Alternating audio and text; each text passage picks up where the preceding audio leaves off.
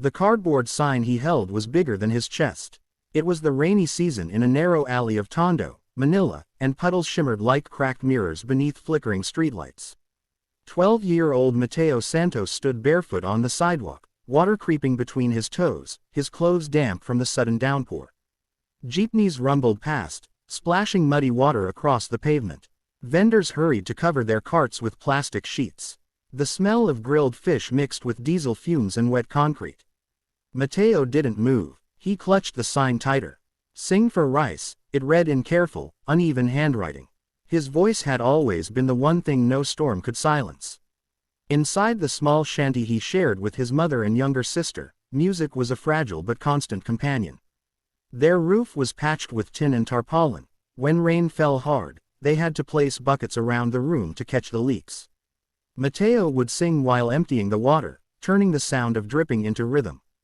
His mother used to laugh softly and say, "Anik, even the rain listens when you sing." But laughter had grown scarce since his father passed away from illness the year before. Hospital bills had swallowed what little savings they had. Mateo's mother, Liza, washed clothes for neighbors and worked late cleaning offices in Makati, but it was never enough. Mateo began singing on sidewalks after school to help buy food. He wasn't ashamed. He sang because he loved it. He sang because hunger was louder than pride. That night, as rain drummed harder, a small crowd gathered beneath an overhang to avoid getting soaked. Mateo closed his eyes and began to sing. The first note floated gently, almost shy. Then it rose, clear, trembling with feeling yet steady with courage. His voice cut through the chaos of honking horns and rumbling engines. People turned their heads. Conversations faded. A woman filming on her phone slowly lowered her umbrella. He sang not like a child asking for coins. He sang like someone telling the truth. When he finished, there was silence. Not awkward silence. The kind that hangs in the air when hearts are still catching up. Then applause erupted. Coins clinked into the small plastic container at his feet. A few crumpled bills followed. Mateo bowed politely, cheeks flushed, rainwater sliding down his face like tears. Among the small crowd stood a woman named Angela Cruz, a Filipino-American producer visiting Manila for a short documentary project. She had come to capture stories of resilience in urban communities, but she hadn't expected to find one in the voice of a barefoot boy in the rain. She approached him gently. "What's your name?" "Mateo," he replied, clutching the coins. "Do you love singing, Mateo?" His answer came without hesitation. More than anything, that conversation would ripple farther than any of them could imagine. Angela visited his home the next day. The alley was narrower in daylight, children playing with improvised toys made of plastic bottles and rubber bands. Inside the tiny house, she met Liza, who apologized for the modest space. Angela assured her it was more than fine. Mateo sang again, this time without traffic or rain. Just a simple acoustic guitar borrowed from a neighbor and his mother sitting quietly in the corner, hands clasped as if in prayer. Angela felt goosebumps. "You know about America's Got Talent?" she asked carefully. Mateo shook his head. Liza had heard of it. She had seen clips on a neighbor's television. Big stage, bright lights, judges pressing golden buzzers while golden confetti rained down. It seemed like another universe. Angela smiled. "I think your son belongs on that stage." The idea felt impossible. They didn't have passports. They barely had enough for food. Plane tickets to the United States were a fantasy. But Angela wasn't offering a dream without a bridge. She had connections. If they agreed, she would help arrange the audition process, the paperwork, even some sponsorship. Liza hesitated. The thought of her son traveling across the world was terrifying. But when she looked at Mateo, eyes shining brighter than she'd seen in months, she realized fear had already taken too much from them.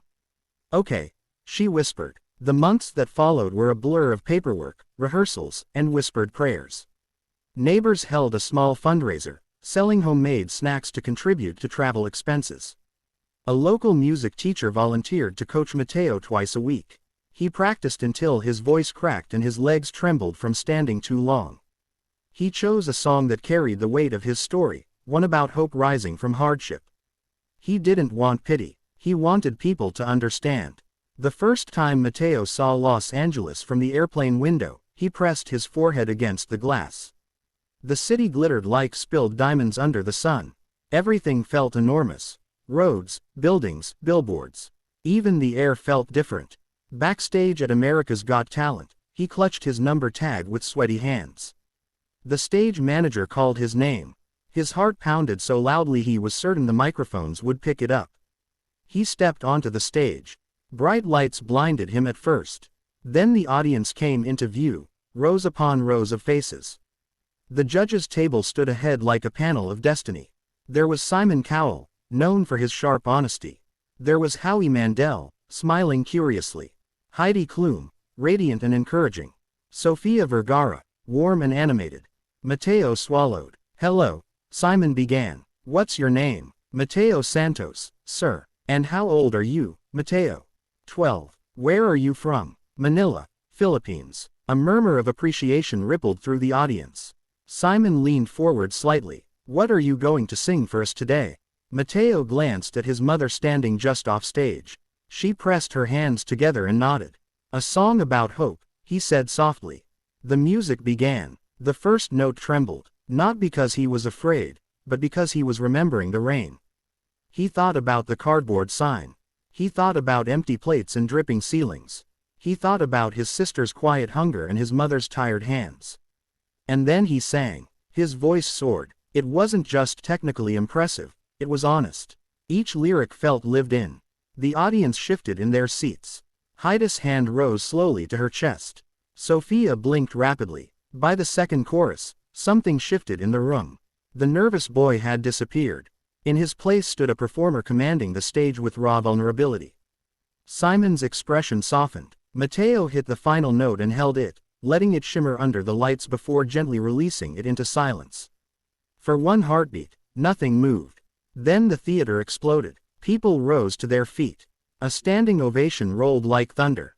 Mateo blinked, overwhelmed. Cheers blurred the lights. Simon spoke first. "You know, Mateo," he said slowly, "I've heard thousands of singers on this stage.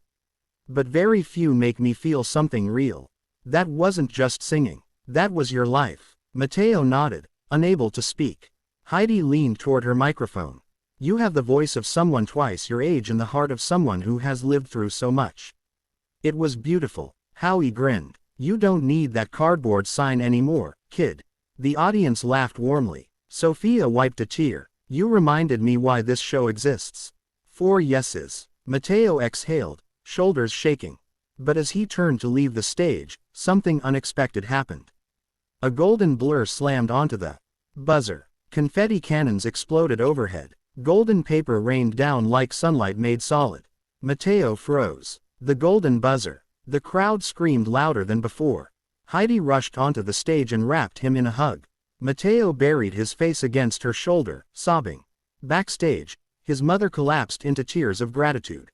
In that moment, a barefoot boy from a flooded alley had become a global symbol of hope. The weeks that followed were a whirlwind of interviews, rehearsals, and millions of views online. Clips of his audition spread across social media. People from around the world sent messages of support.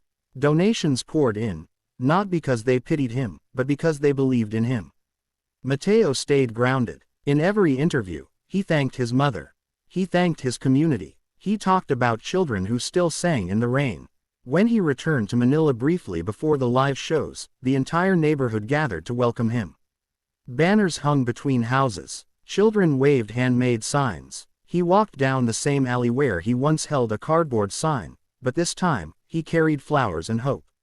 He visited his old sidewalk spot and sang again. Not for coins, for gratitude. Back in Los Angeles for the finals, the pressure intensified.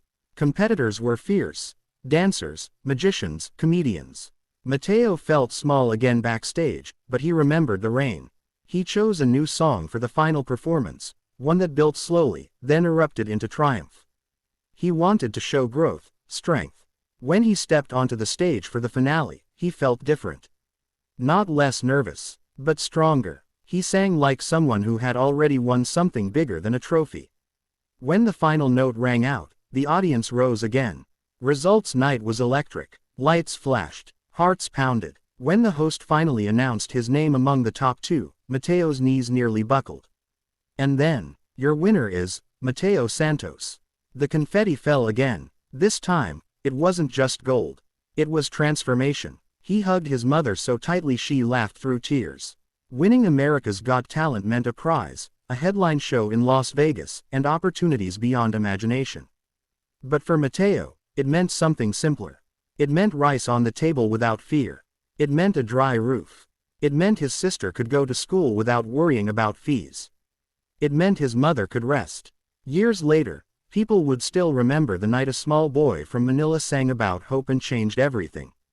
But Mateo never forgot the rain. He built a small music school in his neighborhood, offering free lessons to children who couldn't afford them. He funded scholarships. He returned often, never arriving in fancy cars, always walking the final stretch of the alley on foot. One evening, he stood in the same spot where he once held his cardboard sign.